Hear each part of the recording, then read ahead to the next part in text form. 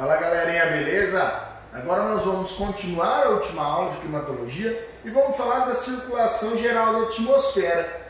Para começar esse assunto, eu gostaria primeiramente de falar da dinâmica do ar, dessa termodinâmica.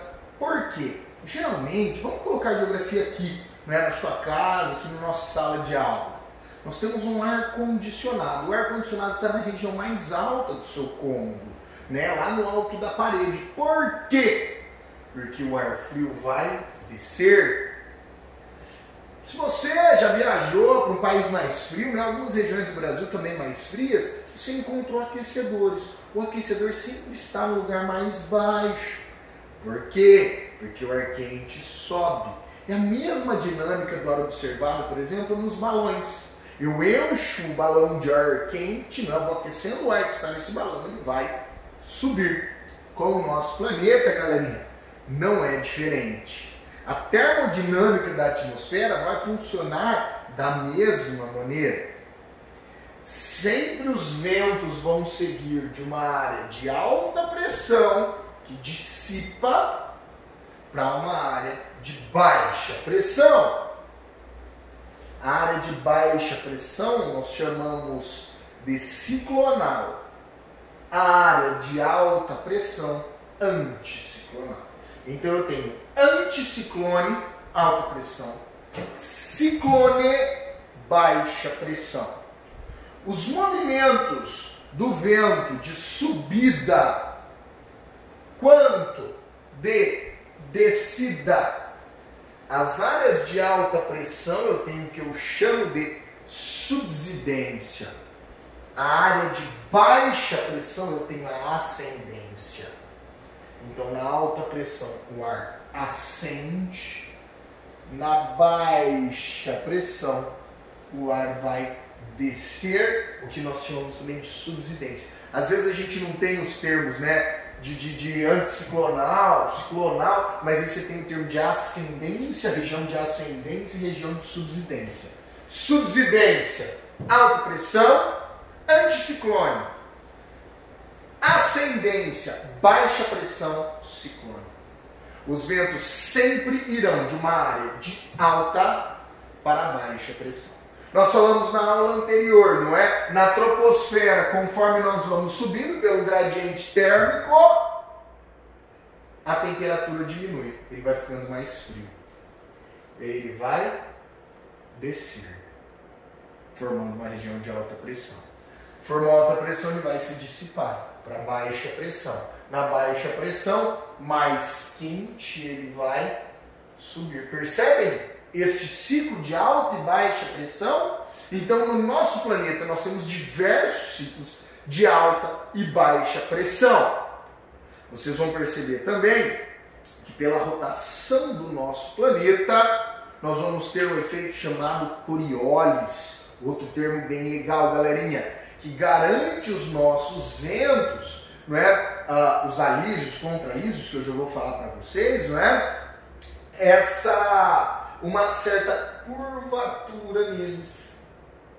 Tá bom? No caso, uma ida dos ventos, um caminho a oeste. Vou mostrar um outro mapinha pra gente, aí a gente dá uma observada melhor nessa dinâmica aí do efeito Coriolis, tá bom? Coriolis. Então eu gostaria que vocês observassem duas situações aqui pra gente já mudar o slide. Eu tenho maior possibilidade de chuva e umidade em áreas de baixa pressão e regiões mais secas em áreas de alta pressão. Lembra disso, que já, mais para frente na aula, eu vou mostrar um mapa sobre climas do nosso planeta e eu vou precisar que vocês se lembrem disso que eu falei agora. Maior umidade em área de baixa pressão, menor umidade em área de alta pressão. Então vamos lá. Sobre latitude e circulação. Em baixas latitudes, linha do Equador, eu vou ter áreas com ar quente mais leve, ele vai ascender, deixando uma área de baixa pressão. Em altas latitudes, chegando aos trópicos, até mais ao norte do Trópico de Câncer ou ao sul do Trópico de Capricórnio, eu tenho um ar frio mais pesado, vai apertar as moléculas, alta pressão. Portanto, nós vamos ter uma dinâmica de ventos vindo de uma mais alta latitude para uma mais baixa latitude. É importantíssimo nós estabelecermos essa relação. Beleza, galerinha? Esse vento forma um anticiclone, ele é descendente, enquanto em baixas latitudes ele é ascendente ciclonal. Perfeito? As regiões de mais altas latitudes com ar mais pesado, descendente, ela dispersa no anticiclone. Enquanto as áreas de baixa latitude recebem os ventos em uma região de ciclones, de formação ciclonal, tá? De ventos ciclonais. Perfeito, galerinha? Beleza? Agora eu quero unir tudo isso que nós falamos até então para pensarmos na circulação do calor global, dos ventos globais. Nós vamos ter 3 células de ventos no nosso planeta. A célula de Hadley, de Hadley e Polaris. Tá bom? Peraí, professor, me explica melhor o que é isso. Vamos retomar aqueles conteúdos, aqueles conceitos falados há pouco. Baixa latitude, baixa pressão. Mais alta latitude, alta pressão. Pense aqui em baixa pressão, alta pressão, alta pressão. Qual será a dinâmica dos ventos? Anticiclone, que dissipa, certo? Ciclone, que ele vai trazer os ventos. O que eu tenho aqui? Regiões extremamente úmidas e regiões mais secas. Obviamente há outras variáveis, mas se nós observarmos, por exemplo, o Trópico de Câncer no norte da África, eu tenho o deserto do Saara. O Trópico de Capricórnio no sul da África, eu tenho o deserto da Namíbia.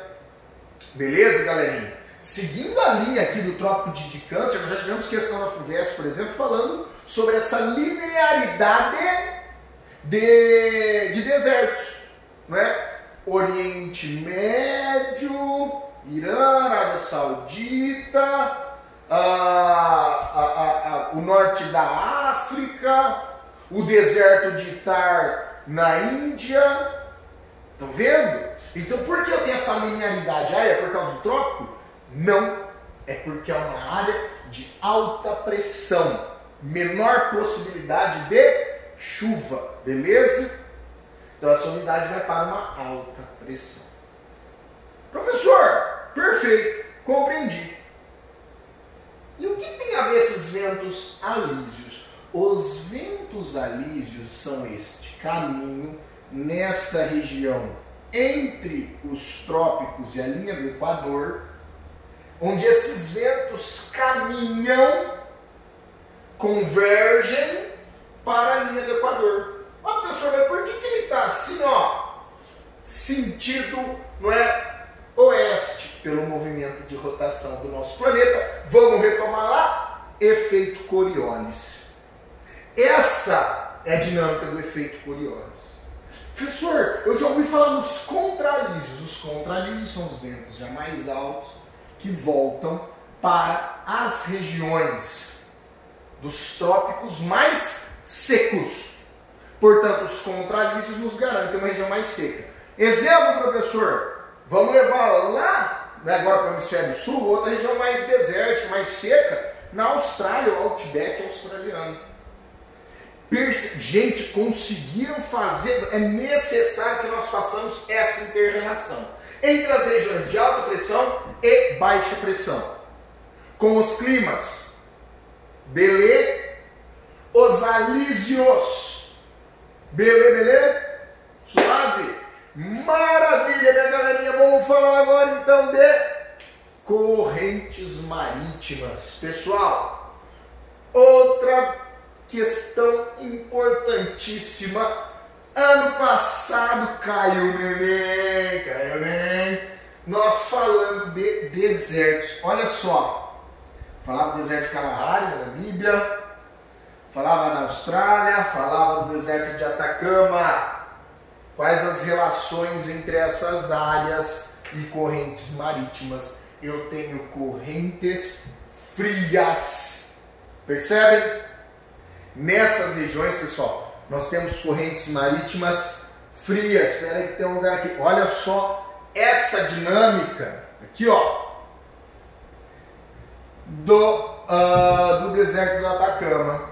Bom, professor, está numa região litorânea. Como é que eu tenho um deserto aqui? Porque eu tenho uma corrente fria. A umidade vinda do ar, vamos estabelecer relações. Se eu tenho influência do oceano, maritimidade, mais úmido. Se eu tenho uma região no meio de um continente, continentalidade, mais seco. Perfeito?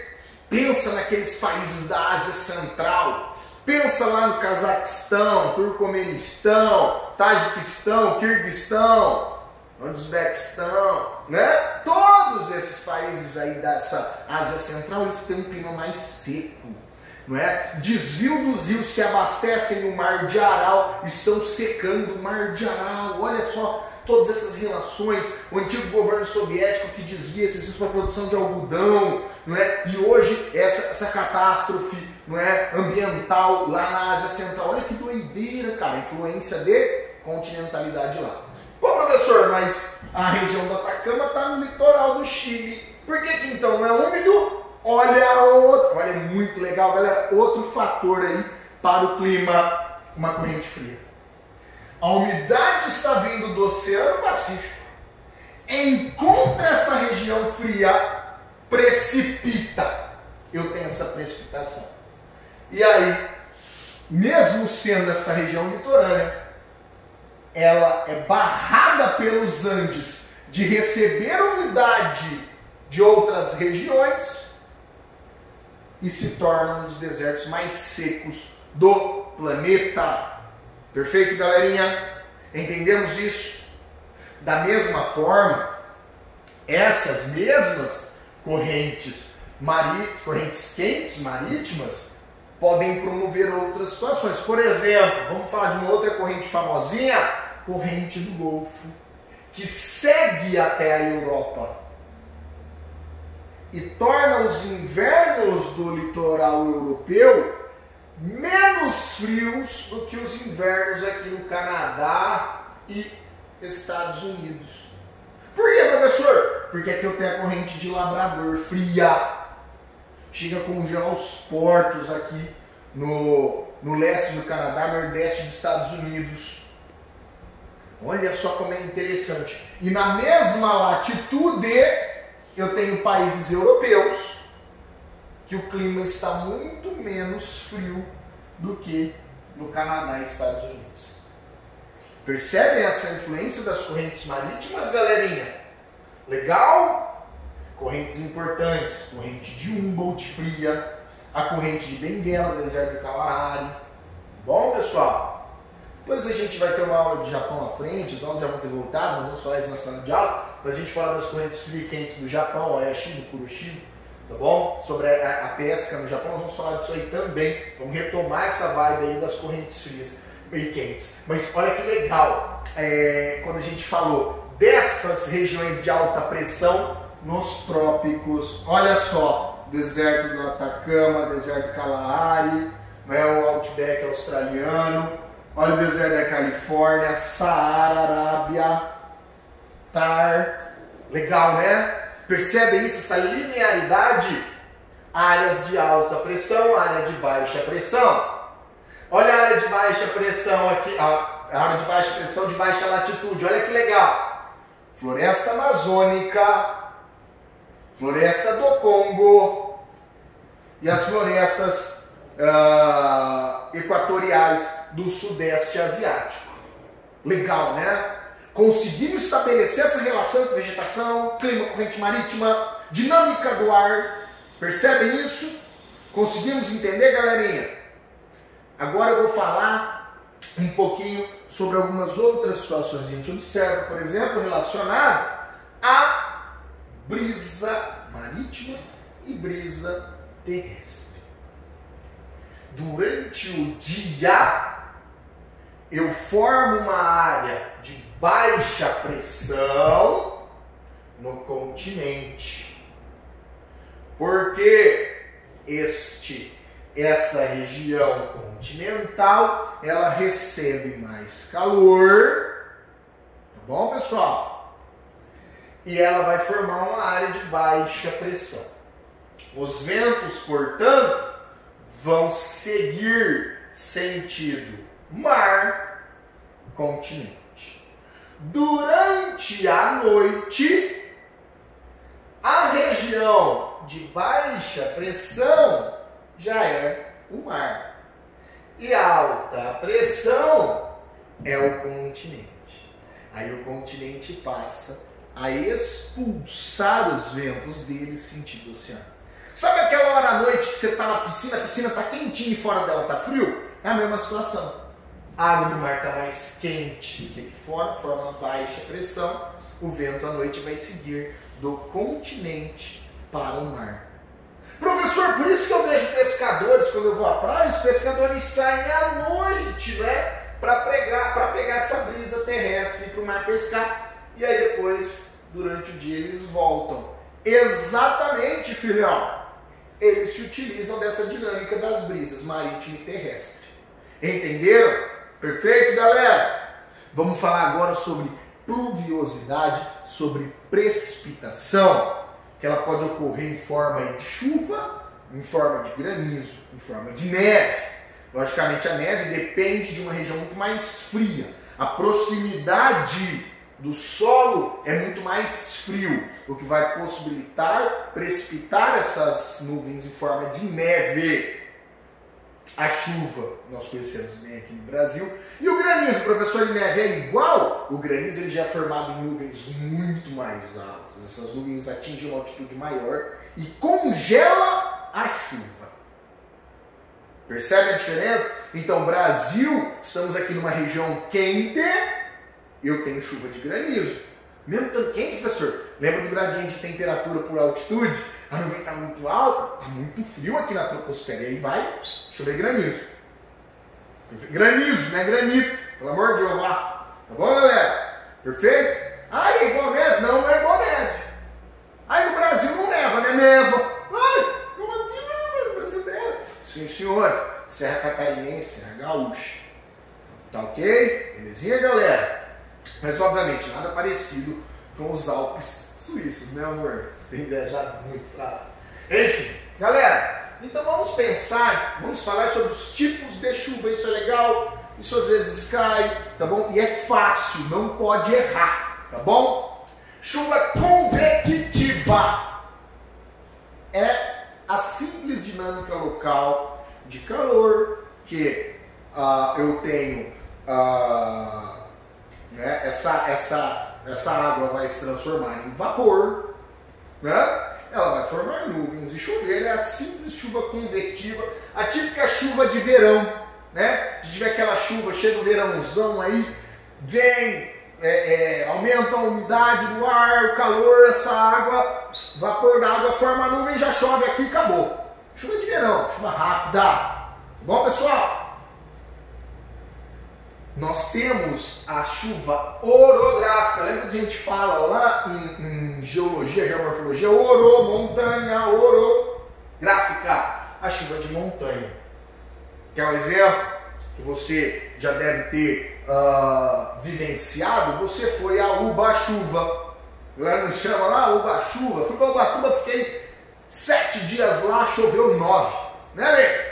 Por que isso acontece, amor? Porque você tem uma serra lá atrás de Ubatuba, que ela é bem íngreme, né? Alta. Vem a umidade do ar, ela fica retida, tá bom? Nessa montanha, ou nessa serra no caso, e ela vai chover. e aí quando o ar passa ele já está mais seco.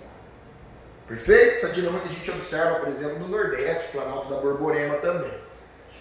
Eu chamo de barlavento, onde eu tenho o ar úmido chegando e chovendo, e solta vento, a região de ar quente e seco, por trás dessa área mais elevada. Beleza, galerinha? Perfeito? Vamos falar agora das chuvas frontais. O que é uma chuva frontal? Eu tenho vindo de uma área de alta pressão, uma frente fria, chegando na região de baixa pressão quente. O choque dessa frente com a área quente faz o que nós chamamos de chuva frontal. Veja bem, aqui na nossa região de São José do Rio Preto, às vezes você observa no horizonte lá, está num dia quente, meu, e por agora à frente nós vamos ver algumas chuvas desse jeito, né? Estamos em abril, e aí, de repente, aquele calor, aquele bafo quente, e aí as árvores começam, vento. A árvore começa e balança mais. Você fala, meu pai do céu, né? O que está acontecendo aqui, cara? Aí você vê lá no horizonte um monte de nuvem colando, esse vento aumenta, você fala, credo, é o apocalipse zumbi, é uma loucura, vai acabar o mundo, o planeta, vê aquele monte de nuvem, começa uma chuva, seja pequena ventania, cai árvore, não sei o que lá. Essa é uma chuva frontal. E depois dela fica mais frio. Veio essa frente fria. Beleza? Viu a diferença da chuva convectiva para a chuva orográfica, ou chuva de relevo, chuva orográfica também pode ser chuva de relevo, e para a chuva frontal. Dá pra gente perceber na nossa vida mesmo, né? Não fica só no livro, não fica só no slide, deixa na sua vida real, né? Como exemplo que eu dei agora. Tá bom, galerinha? Então fiquem ligados nisso. Outra situação interessante é quando a gente fala de orvalho, que o orvalho é o vapor d'água mesmo que precipita na superfície. Você chega de manhãzinha no seu carro, ele tá molhadinho. Você fala, porra, quem lavou meu carro à noite que eu não percebi? É só a umidade do ar, né? Que precipita na superfície mais fria, né? Que aí é o seu carro. Ah, professor, é a geada? A geada já é diferente, a temperatura fica muito baixa. Essa temperatura fica muito baixa e aí este orvalho congela. Traz geralmente muitos danos para a agricultura. Agro é pop, agro é tudo, tá? Então, fica ligeiro com isso. A geada é esse orvalho, ficou muito frio durante a noite, ele congela. Tende, né, a trazer grandes prejuízos para a agricultura. Tá bom, galerinha? Bom, aí nós já falamos, né, dessa dinâmica da corrente fria de Humboldt. E por último, galera, eu quero de vocês que consigamos avaliar aqui os tipos climáticos. Depois eu vou voltar lá no climograma e venho aqui de novo para a gente falar de climograma, tá? Eu vou gravar uma outra aula agora, tá? Para finalizar isso daí, só para ficar com tipos climáticos, e envio para vocês para não ficar também falando demais, né, bem? Beijão, até a próxima!